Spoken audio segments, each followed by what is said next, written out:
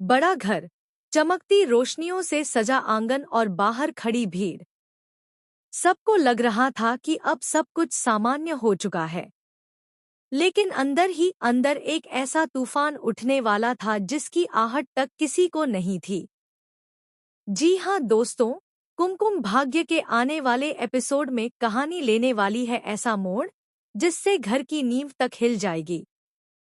अब तक सबको लगता था कि प्रार्थना मासूम है, लेकिन असली मुश्किल तो उसके सामने आने वाली थी। बुआ माँ, सोनालिका और शिवांश की बहन, इन तीनों ने मिलकर एक ऐसा खेल रचा है जिससे प्रार्थना को इस घर से हमेशा के लिए बाहर निकाल दिया जाए। सोनालिका की आंखों में नफरत साफ झलक रही थी। वह अपने कमरे में टहलते हुए बुदबुदा रही थी। ये लड़की मेरी सारी प्लानिंग पर पानी फेर रही है। शिवांश हर वक्त उसी का नाम लेता है, लेकिन अब नहीं।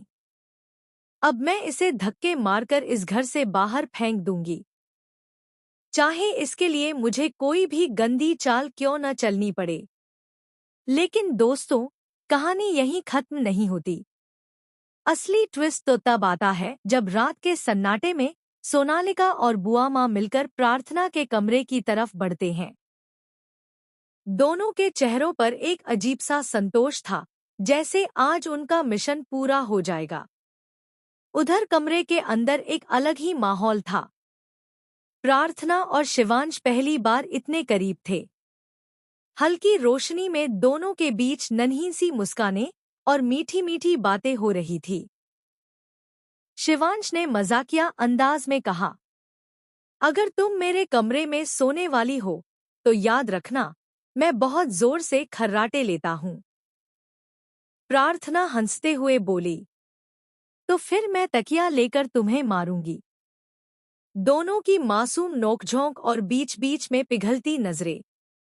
दर्शकों को भी उस पल से प्यार हो जाएगा। लेकिन दोस्तों, रोमांस के बीच जो तूफान आने वाला है, उसकी भनक उन्हें भी नहीं थी। सोनालिका धीरे से दरवाजा खोलती है और बुआ माँ को इशारा करती है। लेकिन तभी अचानक बाहर से किसी के कदमों की आहट आती है।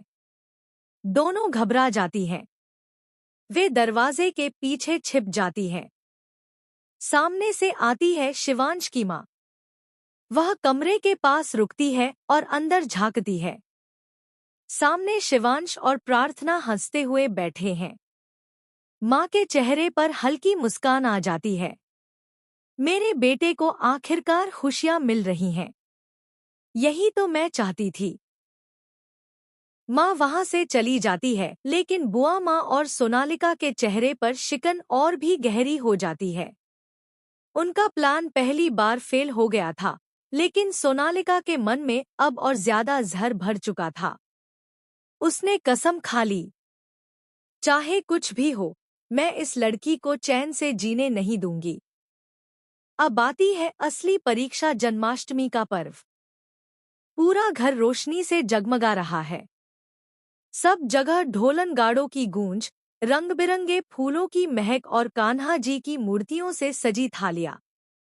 इसी बीच जब शिवांश और प्रार्थना साथ में झूला झूलाते हैं, तो मानो पूरा घर रुककर उस पल को देखने लगता है। दोनों की जोड़ी किसी कृष्ण राधा से कम नहीं लग रही थी। लेकिन दोस्तों, त्योहारों की रौनक के बीच सबसे गहरी साजिशें भी जन्म लेती हैं। सोनालिका और बुआ माँ ने रात के लिए नया प्लान बना लिया है।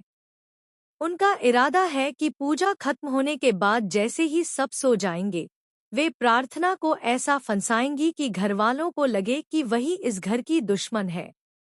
लेकिन उन्हें यह नहीं पता था कि प्रार्थना अकेली नहीं है। उसकी माँ, जो अब तक चुप रही थी, आज खुलकर उसके साथ खड़ी होने वाली है। माँ की ताकत और आशीर्वाद के साथ प्रार्थना अब कच्ची खिलाड़ी नहीं रही।